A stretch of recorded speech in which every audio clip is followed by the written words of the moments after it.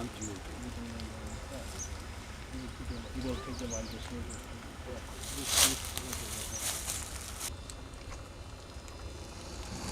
저쪽이 딱 저기 이렇게 가는데요. 이렇게. 이게 북이야? 네. 그럼 남이 어디냐? 남이 이제 저 아이고, 반대쪽으로. 저쪽 소나무 있는 큰 소나무 있는 쪽. 네? 아, 여기서 보면은 남이 요까지는 좀 더 가세요. 좀 더. 여기가 한금이죠? 아니 그 가운데다 대야지 궁금에다 대면 안 되지. 가운데. 예, 예. 이쪽 선은? 예, 예. 예. 근데 이 선을 어디다 둘 거냐? 여기다 둘 우측선을요? 거냐? 여기다 둘 거냐? 그 말. 이쪽으로 가는 거 말이야.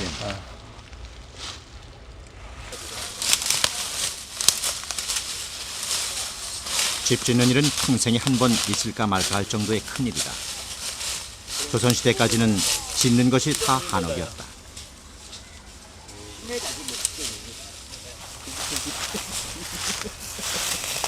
땅을 보고 좌향을 잡고 이제 땅을 열기 위해서 터줏대감에게 구하는 개토제를 지낸다. 1999년 4월 23일 김해 김공명자 삼신의 은덕으로 우선 영덕은 터줏대감에게 감히 아뢰나이다. 조상이 물려준 문화유산을 받들어 다시 꽃피우고자 합니다.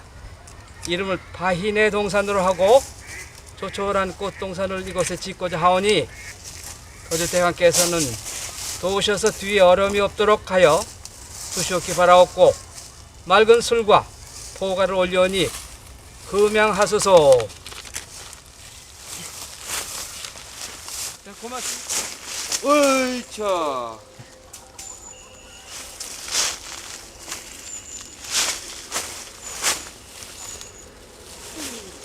그리고 고시리를 한다. 사방의 모든 신들에게 음식을 바친다. 이제 이 땅을 열고 주추를 놓고 기둥을 세우고 이곳에 자손 대대로 살집을 짓는 것이다.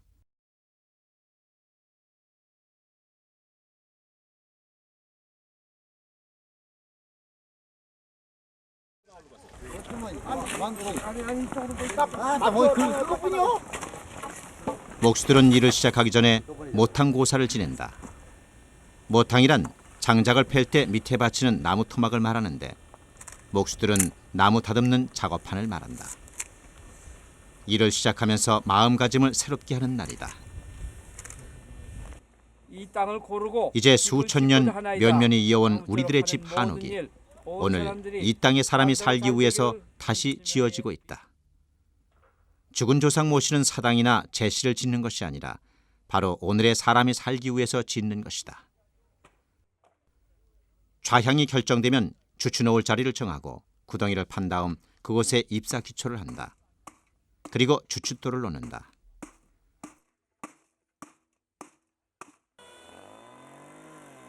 한편에서는 목재의 치목이 한창이다. 석가래와 기둥과 각종 도리와 들보를 치목한다. 특히 나무는 벌레가 있을지도 모르니 태워서 보관한다. 태운 나무도 쓰기 직전에 다시 깎아낸다.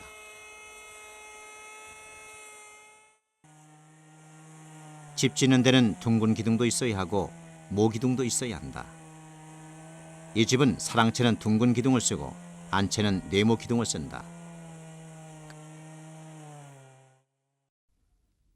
치목이 된 나무는 마구리에 한지로 발라서 막아놓는다. 나무의 몸통에는 비가 맞아도 괜찮지만 마구리 부분은 좋지 않다.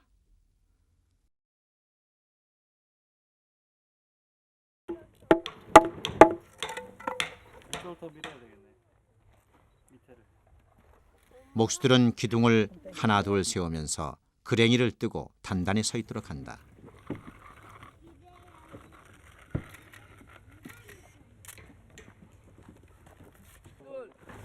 여보 소리 5점 말했잖아. 기둥이 처음 서는 것을 입주라고 해서 집 짓는 일에서는 중요시한다. 그래서 우리 옛집의 상량문에 보면 반드시 입주를 언제 했는지를 기록해둔다. 두 번째 기둥은 이제 저도 그거 들은 거야.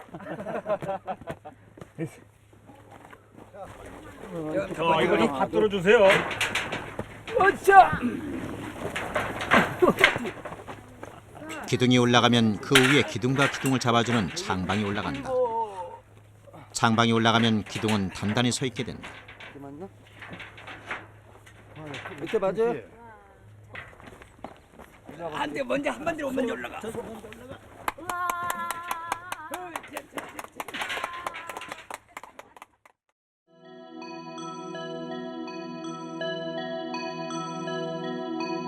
창방 위에 소로가 올라가고 소로 위에 다시 장효가 올라간다. 장효 위에 도리가 올라간다.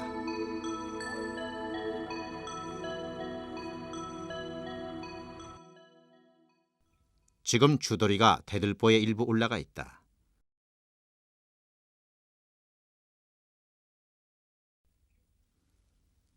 이 집은 칠량집이라 도리가 주도리, 하중도리, 상중도리, 마루도리 모두 7줄의 도리가 올라간다.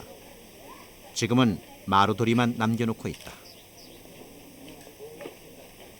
마루도리를 받치는 장효도 같이 비워놓는다.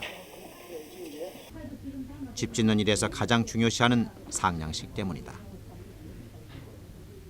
상냥대에 쓰는 것을 상냥기문이라 하고 두루마리 종이에 쓰는 것을 상냥문이라 한다. 이 집은 21세기의 집이니 상냥기문도 우리 글로 쓴다. 상냥기문은 제일 꼭대기에 걸리는 마루도리를 받쳐주는 장효의 배바닥에 쓰게 된다. 이것은 대청마루의 천장에서 보면 보이는 부분이다. 서력 2000년 5월열 이튿날 입주 상냥 무궁무진.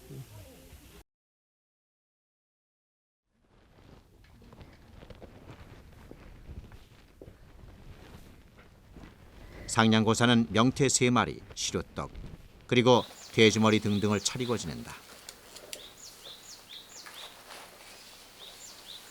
학사제 창건 상경을 새긴 곳 38편의 외침을 막아낸 유서 깊은 이 섬의 옛 이름은 가비고시. 그 가운데 밝고 맑은 명당 자리를 잡아 학사제를 창건하였도다. 찬문하여 바라옵건대 대들보를 높이 높이 올려 동방에 빛대리다. 물과 바위, 솔과 대를 아우르니 바위네 동산에 음양의 조화를 이루리로다. 산바람 바닷바람에 신바람 깃들려니 학사제 백 김영덕. 삼가 김영덕은 천신과 토지신 제후에게 학사제에 상냥하였음을 고하나이다. 서력 2000년 경진년 신사월 경호일 사시 입주 상냥. 상냥문은 집을 짓게 된 연유와 주변의 형국과 바람을 적어서 넣는다.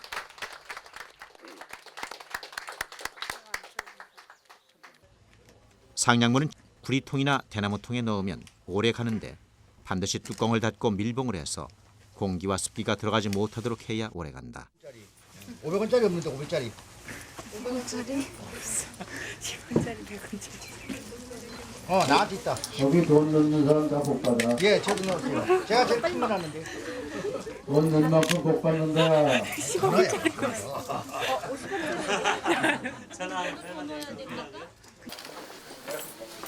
너무 많이 걸또 무거워 못 그것은 올라가. 못 올라간다. 자.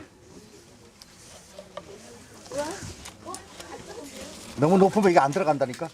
됐고요. 됐어. 이쪽으로 오세요. 이쪽. 야, 이걸 두 분이서 올려놓으시고 이제. 마음속으로 축원을 하십시오. 이제 이 집의 상냥문은 200~300년 후에나 이 집에 살 자손이 보게 될 것이다. 얼굴을 모르는 후손에게 이 집을 지어 남기는 것이다.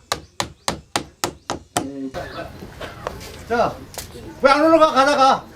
힘이 다 떨어졌어요. 힘이 나. 옛날에는 이 상랑을 하는 게 아주 즐거운 날이 돼서 경우에 따라서는 이걸 그네처럼 메고 집주인을 여기다 올려 태우고 흔들어 버려요. 자, 이거 보라고. 정신없어서 맨 오늘 수평이네, 수평. 그치? 자. 자, 박수! 우리 다 함께 상랑이요 우리 소리 한번 듣자.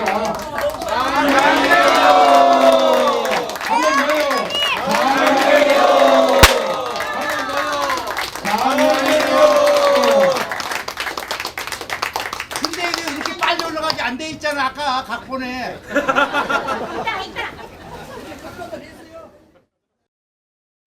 상냥식이 있는 날은 목수들은 하루 종일 일하지 않고 쉰다. 술과 음식을 먹고 추스려서 다음 일을 대비하는 셈이다. 상냥이 끝나고 석가래 작업과 선자 석가래 작업이 계속된다.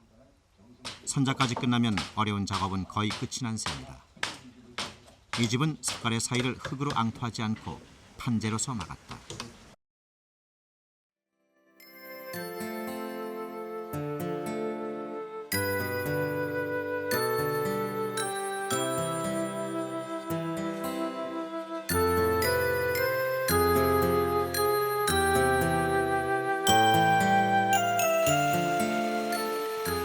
부연까지 다 설치가 되고 지붕 전체에 개판이 덮이면 덧석가래를 설치한다. 우리 한옥은 지붕의 무게가 보통이 아니다.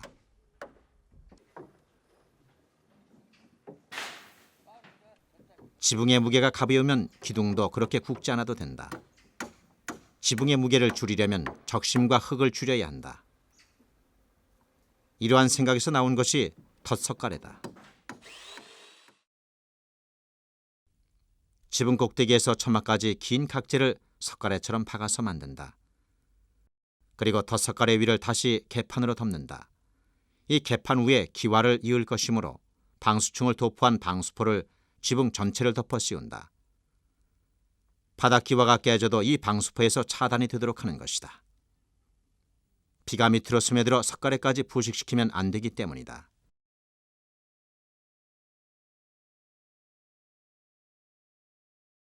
방수포를 단단히 시설한 다음 기와를 올려야 한다. 방수포 위에 바로 기와가 편안히 놓일 수 있게 졸대를 박을 수도 있으나 이 집의 안채는 방수포 위에 기와를 받아주는 흙을 얇게 올려 지붕을 전체로 감쌌다. 이 흙을 보토라고 한다.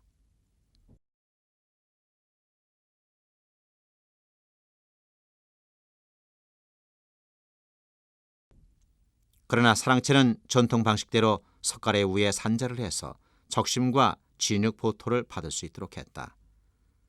산자는 보통 쌀이나무나 옥수수대로 만들었다. 그리고 지붕에는 나무 북대기 등을 적심으로 두둑히 넣고 그 사이사이로 찰진 보토를 지붕 전체에 깔았다. 이 바닥 흙은 찾을수록 좋다. 물론 이렇게 하면 단열 효과와 보온 효과는 더 있게 된다.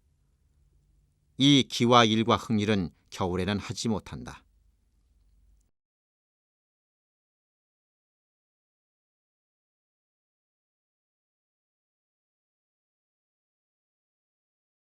기와는 바닥에 암키와 석 장씩 물려가면서 아래 처마 쪽에서 위 용마루 쪽으로 올라가면서 간다. 그리고 숫기와 아래에 홍두깨 흙을 넣고 숫기와를 덮어나간다.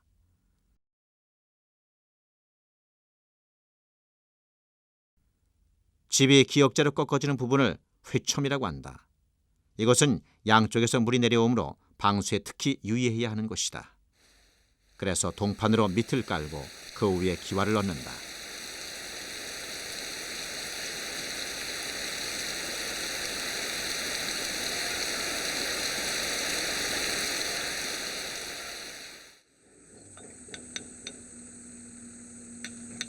이 흙들은 진흙에 석피를 섞어서 갠 것이기 때문에 마르면 굳어져 비가 와도 풀어지지 않는다.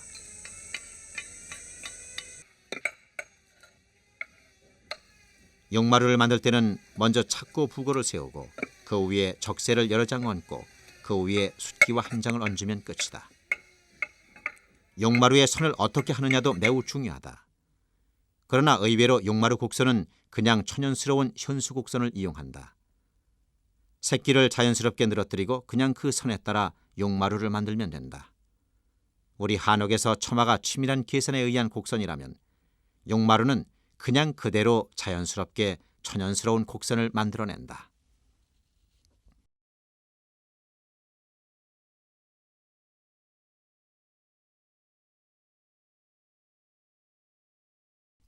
기와를 다 이으면 목수들은 집안에 들어가서 각종 수장 작업을 한다.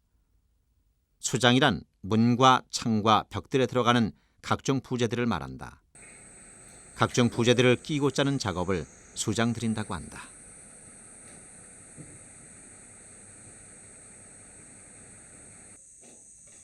문에는 문지방, 중방, 인방이 들어가고 만들어진다.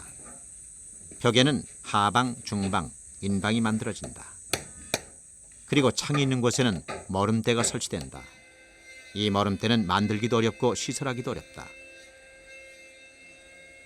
원래 문은 가장 나중에 짜게 된다. 집을 짓는 도중에 나무이기에 그 수축을 알 수가 없다. 그래서 미리 만들어 놓으면 낭피하기 십상이다. 수장이 들여질 때쯤 해서 집주인은 문과 창에 쓸 나무를 선택해야 한다. 이 집에 들어가는 수많은 문들을 어떤 나무로 할 것인지를 결정한다. 집의 전체 목재가 무슨 색으로 나오는가에 따라서 맞춘다. 집 전체가 불그스레한 빛을 띠는데 문과 창이 흰살결 같은 색이면 맞지 않다. 그리고 많은 문을 어떤 문양으로 치장할 것인지도 선택해야 한다. 집은 목수가 짓지만 문의 문양이나 색깔 등은 집주인의 취향에 맞는 것으로 하는 것이다. 부엌문은 당판문, 대청문은 불발길 창에 띠살문이나 넉살문, 툇마루로 나가는 데는 교자창살 등등 주인 취향에 맞는 것을 골라야 한다. 그러나 집의 품격을 높여주는 문양이 있는가 하면 경박하게 보이는 문양도 있기에 선택을 잘해야 한다.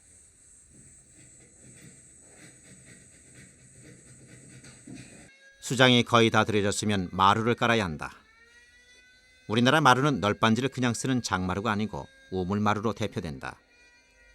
이 우물마루는 우리나라에만 있는 것으로 매우 단단한 구조물이다. 먼저 앞기둥과 뒤기둥 사이에 큰 목재가 끼인다. 이것을 장귀틀이라 한다. 동귀틀은 마루 청판이 끼이는 짧은 귀틀을 말한다.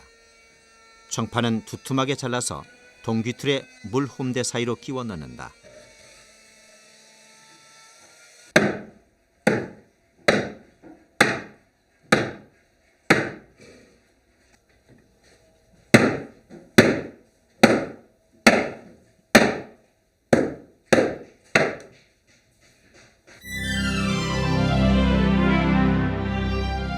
(2000년 5월에) 입주 상량했는데 한 해가 지나고 여름이 되자 집의 모습이 나타난다. 각 방에 문과 창이 달리고 마루 공사도 마무리되어 간다.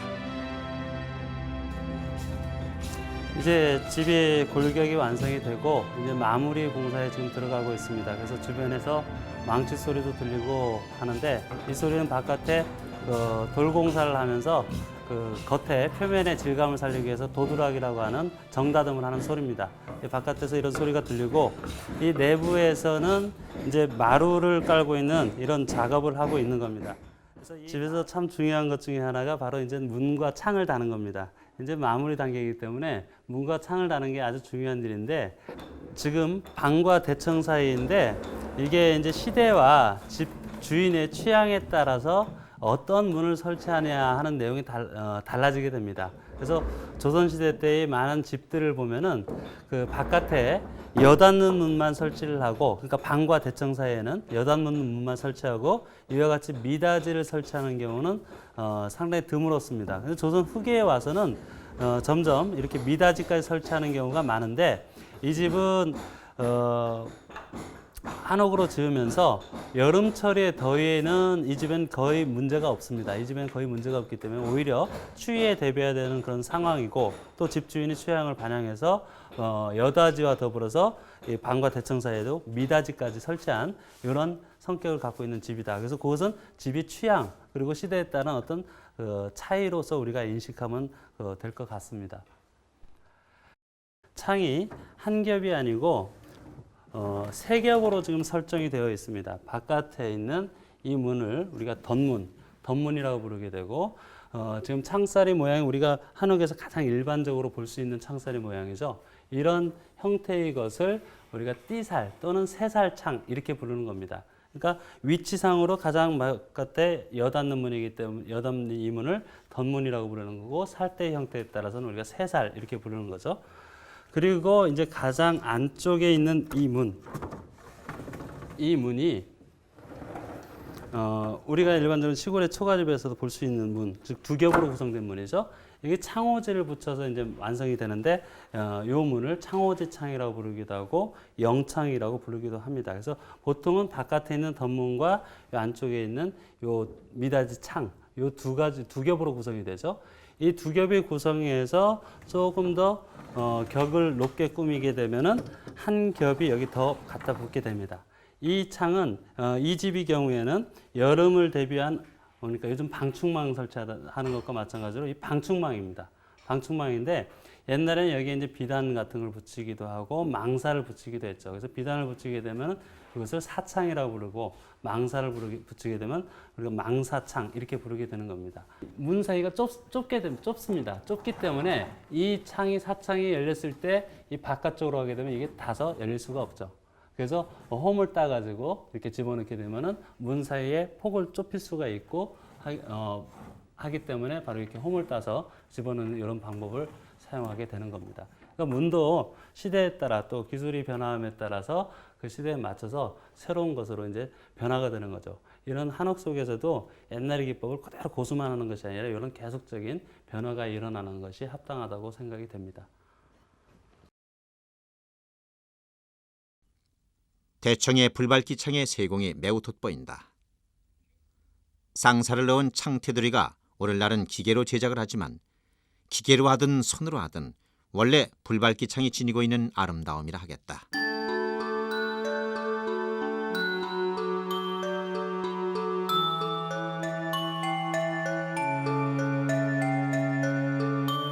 창호는 어디에 시설되는가에 따라서 다양하게 구성되어 있다.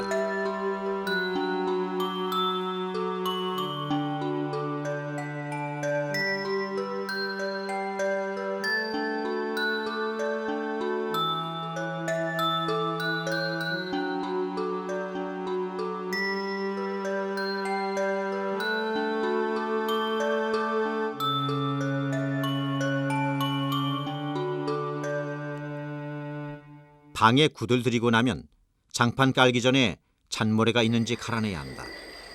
사기 그릇을 엎어서 문지른다. 이 일이 끝나면 차좁쌀을 되직하게 끓인 물로 방바닥을 바른다. 방바닥에 흙이 마른 뒤에 부스러지지 않게 하는 방법이라 한다.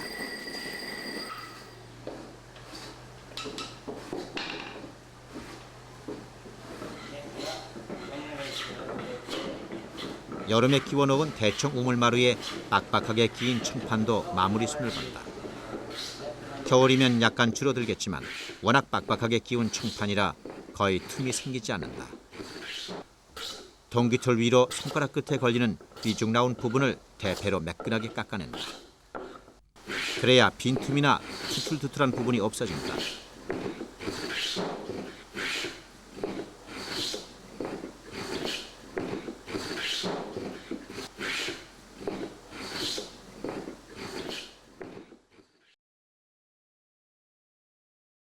이 집은 21세기 한옥답게 넓은 6칸 대청을 겨울에도 쓸 수 있도록 앞퇴에다 문을 달고 대청의 한쪽에 벽난로를 설치해서 넓은 대청을 겨울에도 유용하게 쓰도록 해놓았다. 굴뚝은 지붕으로 나오도록 했다.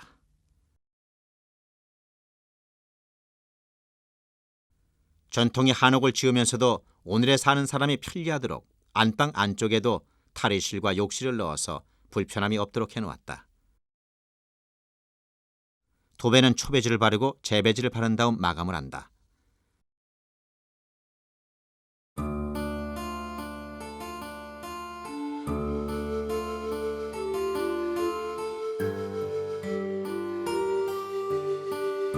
불밝기 창은 안팎을 전부 싸 바르나 창 부분은 안쪽만 바르고 바깥쪽은 바르지 않는다. 밖에서 보면 방 안의 불빛이 우려 비치도록 하기 위해서다.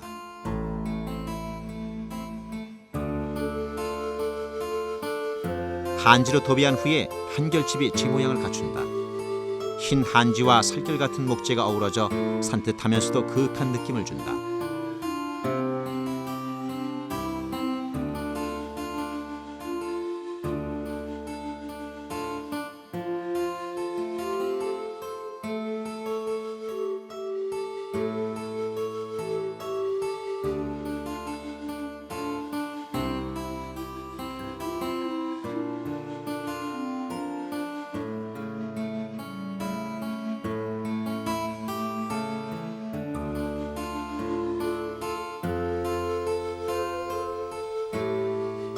안에서 집의 모양이 하나둘 갖추어지면서 집의 일곽을 이루는 담장도 전통의 방식대로 아름답게 쌓았다.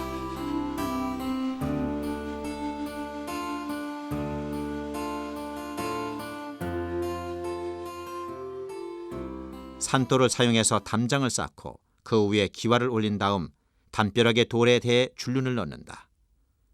이렇게 쌓는 것을 맞담이라 한다.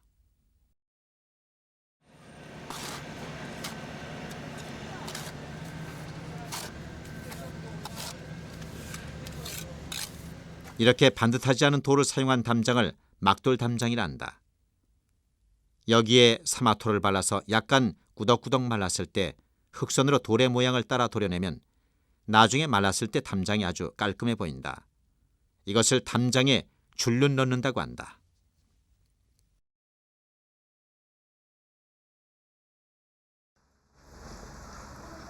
대문에서 들어오면 바로 안채가 보이는 것을 피하도록 하는 것이 우리 전통의 가옥 배치법이다. 그래서 대문 옆을 가리도록 하는 내외벽을 설치하기도 했는데 깨어진 기와 조각으로 아름다운 내외벽을 만든다.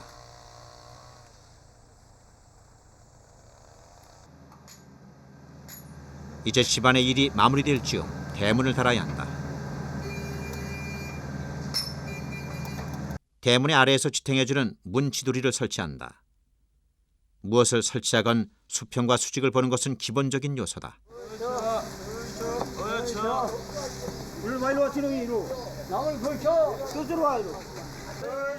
대문은 처음부터 두 짝으로 나누어서 달기도 하지만 통으로 들고 가서 달기도 한다.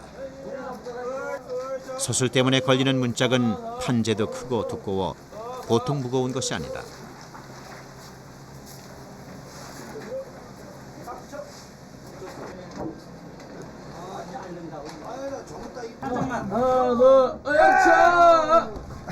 문 지두리에 지두리 촉이 양쪽에 꼭 맞도록 치목을 했기에 빈틈없이 수직으로 꽂아야 들어간다.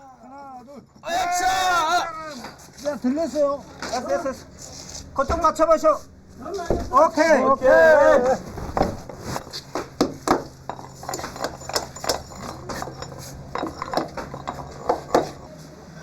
위쪽의 문 지두리는 통나무 하나로 만들어서 끼운다.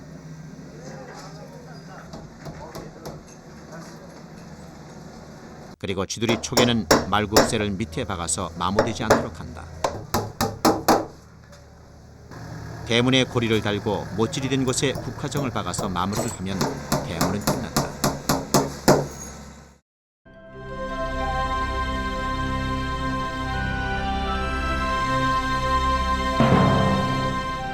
이제 집은 다 지었다. 우리 한옥이 가진 지극한 의미를 현대적으로 재해석해서 지은 집이다. 이 집이 가진 의미를 어떻게 해석하는가? 이 집의 경우도 원래 이게 동산이죠. 이게 동산이었던 것을 이제 그만큼 다듬어서 깎아내렸어요. 옛날에는 털을 돋아서 썼습니다만 지금 부득이 내려갈 수밖에 없었던 것은 그 소리를 방지하고 그리고 그러니까 무슨 바람이 불어든다든지 태풍이 분다든지 하는 것을 방지하고 그런 몇 가지 조건을 맞추기 위해서 새로운 터를 개척하는 그런 방식을 썼기 때문에 이게 옛날식 풍수에 맞췄다 이렇게 말하기는 어렵습니다. 그러나 제 생각엔 이래요. 옛날 관습은 옛날식에 맞춘 거고 오늘의 집은 오늘의 관습에 맞추는 수밖에 없어요. 그러니까 터를 잡을 때도 우선 그런 문제를 염두에다 두는 거고요. 또 하나 피하는 것은 그렇더라도 지나치게 주변을 훼손하지 않는 범위 내에서 합니다. 자, 이제 우리가 집터를 다듬으면서 마당을 가꾸면서 어떤 생각을 갖느냐 하면 옛날 여러분들 근래 하회들 많이 가시죠. 하회에서 보시듯이 지형에 따라서 집이 높고 낮고 그런 식으로 이렇게 층계를 둬가면서 하잖아요. 그게 지형을 이용하는 방법인데 여기도 뒤에 동산에서부터 흘러내려오는 맥을 정리를 해서 가운데 마당을 맹길었죠. 그 가운데 마당을 맹길고 사랑채는 그보다 뚝 떨어뜨려서 다시 자리를 잡고 그래서 그 마당 사랑채 바깥으로 흐르고 있는 선과 맞춰줘요. 이런 것은 다른 나라에선 좀처럼 보기가 어렵죠. 아시다시피 우리는 기둥 바깥으로 석가래가 길게 빠지면 처마라고 그러는데 그 처마가 깊게 빠져서 집 안에 그늘이 지죠. 양옥에는 처마가 없지 않습니까? 그 직사광선이 집으로 들어오거든요. 그러니까 그 내부가 밝죠. 그 대신 여름에 얼마나 덥습니까? 오히려 그래서 에어컨 없으면 못 살잖아요. 그러나 우리의 경우는 지금 이 시간에 보시는 것처럼 처마에 그늘이 저렇게 져서 건물 내부가 그늘 속에 들어있으니까 나무 밑에 그늘이 시원한 것처럼 집 안이 시원할 수밖에 없죠. 집집마다 요새 아파트만 보셔도 보세요. 천장 하나도, 처마가 하나도 없죠. 그 바람에 비가 주룩주룩 오는 날 공기를 환기시키고 싶어도 유리창을 열 수가 없잖아요. 굉장히 불합리한 겁니다. 근데 우리나라에서 이 처마를 자꾸 억제하게 된 까닭이 우리나라의 건축법에 기둥 바깥으로 1m가 지나면, 이걸 이제 처마 깊이라고 말하는데, 지나면 이 1m 넘는 부분을 건축 평수로 치겠다. 그런 그 제도를 가지고 있어요. 근데 그것은 어떤 문제가 부딪히느냐 하면 평수가 커지면 세금이 많아지거든요. 그래서 실제로 평수는 얼마 안 되는데 처마 평수로 인해서 호화주택이 되면 그것은 그런 집 짓는 거를 방지 못하게 하는 하나의 효과가 있어요. 그러니까 우리가 그 일제시대 이래의 그런 악법은 빨리 없애서 이 한국의 처마가 날렵하게 모양이 나도록 그렇게 좀 배려를 해 주셨으면 좋겠다 하는 생각을 가지고 있습니다. 예, 여기가 우리 그 사랑채입니다. 사랑채 이제 건넌방, 사랑방인데 여기는 바깥으로 퇴가 있어서 루마르처럼 되어 있는 그런 구조인데요. 예, 지금 우리가 사창으로 이렇게 시설을 하기 때문에 투명해서 밖에까지 이제 들여다 보입니다만 여기 이렇게 나와 보시면 우리가 보통 베란다 같은데 이 난간을 해 보는 걸 보세요. 그냥 철색을 철이라든지 들썩 가 가지고 쭉쭉쭉쭉 금방 그어놨죠. 요런 곡선이 없잖아요. 근데 요게 나가고 안 나가고 별 차이가 없는 것 같아도 이게 여기 왔을 땐 각박합니다. 이게 답답하죠. 이거 얼마 아닌 것 같아도 이거 나가면 한결 달라져요. 그렇다면 우리 아파트 테라스에 요만큼 내보낼 수는 없겠느냐 말이에요. 그거 충분히 고려할 수 있는 거거든요. 단지 안 할 뿐이에요. 안 하는 건 뭐냐, 이게 몸에 익숙하지 않으니까 발상이 안 되는 거죠. 그러나 실제로 와서 이렇게 앉아보시면 야, 이게 과연 그렇구나 하는 느낌을 아주 여기 가깝게 와서 앉아 한번 좀 내다 보세요. 이거를 우리가 경계선이라고 하고 여기서 끝났다고 그러면 그만큼 이게 이제 축소가 되지만 요만큼만 나가도 그렇다고 이게 무슨 큰 곡선이 아니거든요. 그냥 저절로 생긴 그런 것 같은 건데도 전혀 부담 없이 증폭된단 말이죠. 그래서 이런 방법을 우리가 생각해 볼 필요가 있고 또 하나는요. 이게 그렇죠. 만일의 경우에 이거를 이 기둥에 갖다가 넣었다 이 말이에요. 이게 이만큼 줄어드는 거 아닙니까? 이게 이만큼 넣는 거고 이만큼 주는 거하고는 방 안에 앉은 사람의 이 깊이가 전혀 달라져요. 저기서 느끼는 맛이. 그러면 같은 시설을 하면서 내 뺄 수 있을 만큼 내 빼도 이건 비가 들이칠 염려가 거의 없잖아요. 근데 그렇게 하면 우리 아파트에서도 이거 충분히 할 수 있는 작업입니다. 못할 까닭이 없어요. 바로 아파트가 천정이 낮을 뿐만 아니라 여러 가지 불합리한 얘기 중에 그리고 뭐 층고에 문제가 있다고 치면 이런 수는 있지 않을까요? 가령 이게 아파트의 방이라고 치고 여기를 조금 높여놨다. 그러면 이 공간이 여기다가 옛날처럼 벽장, 덕음회를 만들면 우리 아파트에서 제일 지금 부족한 것이 수장 공간이죠. 제사 지내고 제사상 하나 갖다 놓을 데 없잖아요. 요 위에다가 그걸 처리할 수 있는 덕음회, 옛날 우리 다락을 생각해 보세요. 얼마든지 넣을 수 있지 않겠어요? 그러면 아파트를 짓는 양반들이 층고를 조금 높게 하고, 그리고 그 사이에 안방을 집어넣고 바깥에는 대청을 하고 그 사이를 활용을 했다. 그 경제적으로 무슨 큰 문제가 있겠어요? 그러나 그런 발상 때문에 그 집에 사는 사람은 얼마나 편하냐고요. 수장 공간이 생겼으니까. 그렇지 않아서 우리가 전체 쓰레기통에 내다 버리는 거 하고 비축을 할 수 있는 장소를 만들어 준다는 것은 굉장히 중요한 것이, 여러분들이 독립가옥에 사시다가 아파트로 이사 가실 때 세전짐을 다 버리고 가셨잖아요. 세전지물이 누구 거예요? 그게 다 조상들이 남긴 문화유산이거든. 그걸 내 손으로 버렸단 말이에요. 그건 문화민족이 할 일이 아니잖아요. 결국 살고 있는 집이 그로 인해서 자기 문화를 마사지시킨다고 그러면 그 집 빨리 바꿔야 되거든요. 근데 바꾸는데 대안이 없다. 대안이 없다고 하는 것은 논리가 정연하지 못하다는 얘기인데, 그 논리가 정연하지 못하다고 하는 것은 자기가 갖고 있는 자료가 뭔지를 널리 알리질 못했기 때문에 생긴 거죠. 자기 과거에 이런 집이 있었다고 생각하고 저게 다 그런 덕음회가 있어서 수장 공간을 쓰던 거라고 생각하면 처음부터 그렇게 지었어야 되는 거 아니겠어요? 그런데 아무도 그거에 관심이 없었기 때문에 오늘날의 형편이 다 내다버리, 옛날에 우리 반다지 앞다지 다 내다버리지 않았습니까? 장독 다 내다버리지 않았습니까? 그런 게 있어서 그게 보존되고 있다고 그러면 우리 얼마나 행복한 유족한 그런 문화 국민이 되겠느냐 하는 걸 우리가 생각해 보고요. 또 외국인들이 왔을 때 우리 집에 데려다 왔을 때 말이에요.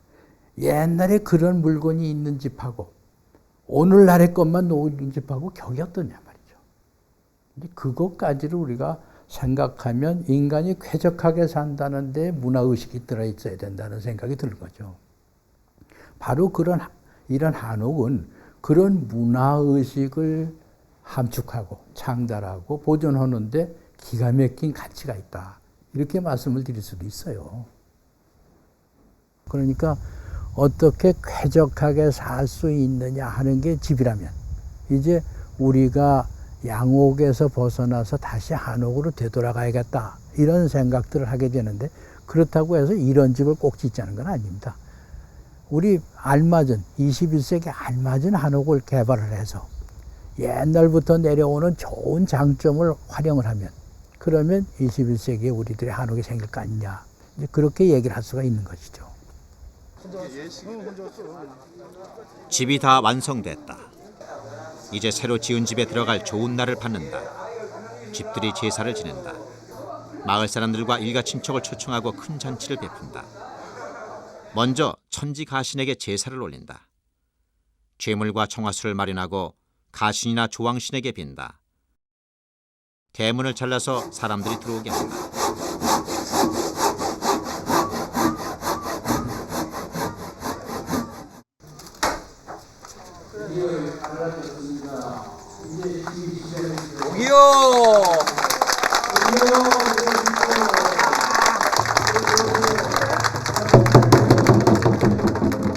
이때 주인은 복을 외친다. 주인은 유광에 불씨를 들고 들어간다. 새집 짓고 첫 이사하는 날엔 불씨가 먼저 들어간다. 불이 일어나듯이 좋은 일이 일어나기를 바라는 마음.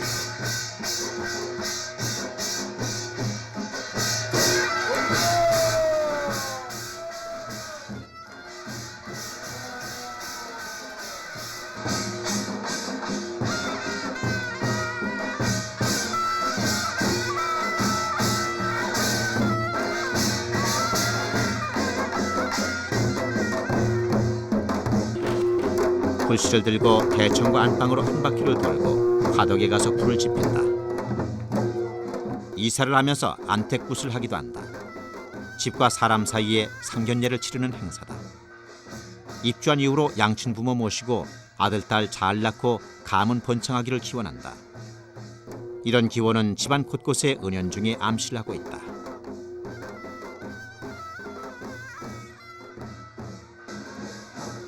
21세기의 한옥. 그것은 우리가 앞으로 22세기, 23세기뿐만 아니라 천년의 세월 뒤까지도 전해주어야 할 오늘의 우리들의 집이면서 저 아득한 세월 고구려, 신라, 조선을 거쳐 우리가 물려받은 집이다. 집은 단순히 기능을 위하여 짓는 것이 아니다. 인간이 소우주라면 이 소우주를 담고 있는 집이야말로 소우주를 생성시키고 교육시키며 키우는 도량이 아닐 수 없다. 우리들이 즐겨 입는 의복을 한복이라 부르고 우리들이 먹는 독특한 음식을 한식이라 한다. 마찬가지로 다른 나라의 집과는 다른 우리들의 집을 한옥이라 부른다. 우리의 한옥은 세계 어느 나라에도 없는 유일한 것이며 그 누구도 본뜨거나 흉내낼 수 없는 이 땅에 지어진 독특한 우리들의 집이다. 집은 다시 태어나고 한옥은 다시 들어설 것이다.